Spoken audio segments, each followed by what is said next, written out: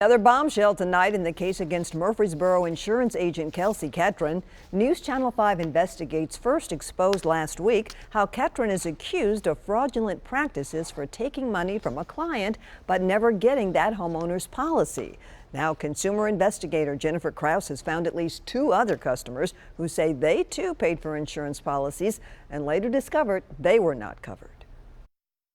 We were deceived, we were taken advantage of. First, there was Susan Calvin of Shelbyville. Now add 2 more names to the list of people who say they went to the Universal International Insurance Agency in Murfreesboro and paid Kelsey Ketron for insurance policies, but never got the coverage they paid for. This floor, and it's all bubbled up. Calvin first told News Channel 5 Investigate she discovered she didn't have a policy after a frozen pipe burst in her home and she filed a claim. We paid for a service and it was bogus.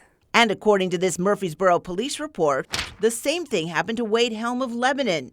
He told police earlier this year that after his house suffered water damage last year, he filed a claim and found there was no policy. Police called this fraud and also mentioned theft of property and forgery. Helm told police he paid Ketron $4,000 for that insurance policy that it turns out didn't exist, and he's not the only one. According to this civil lawsuit, a Smyrna business owner says the same thing happened to her. In the lawsuit, Erica Martin, owner of Martin Construction and Restoration, says she paid nearly $12,000 to renew her company's insurance in 2016. Ketron repeatedly told Martin that everything had been taken care of. But it turns out the premium was never paid and the policy was canceled.